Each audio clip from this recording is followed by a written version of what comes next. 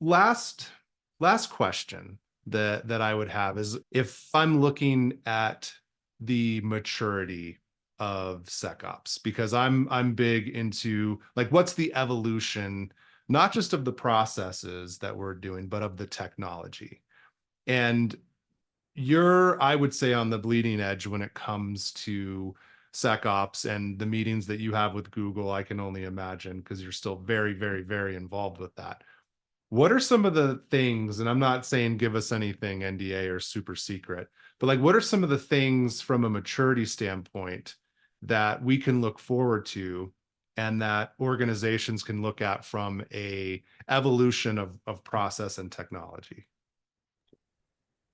I think the two big themes for me are, as an evolution, on one side, risk, right? So being able to quantify risk and model risk is a really big and very complex step in the Mhm. evolution of things. And the second thing is what we just talked about.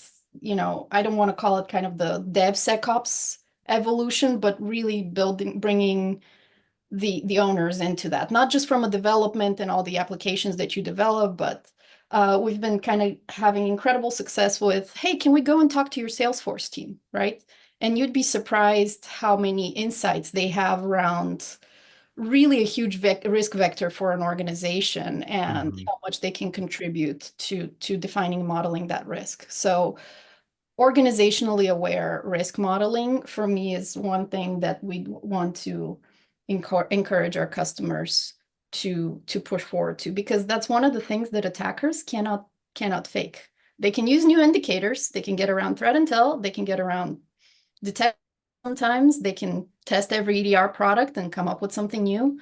They can come up with 0 days, but they can't get around, this is my crown jewels and this is how things normally behave around them, and this is out of the norm, and we're going to have someone looking really deeply into it if that behaves out of the norm. Yeah, Does that kind of resonate with what you're it does. And I think another one from a technology perspective is, we've talked about AI, but I honestly think how I'm seeing AI being used today, I just was messing around with one of the newer features in ChatGPT, which is actually talking to it.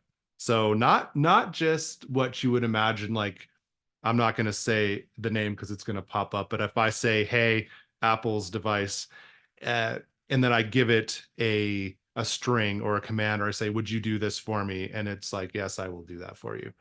But in playing with that, it gave me an idea that I know is going to be rolled into a lot of these solutions when it comes to SecOps.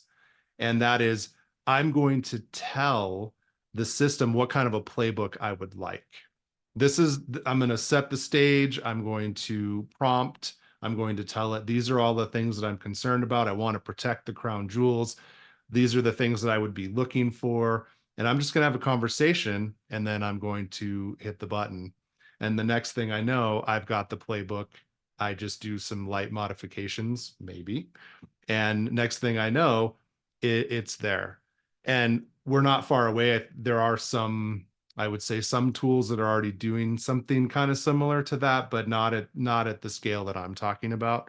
So I think that's another maturity or an evolution of this, which is the kind of the unity between AI and humans, and basically leveraging that technology to make both of us better.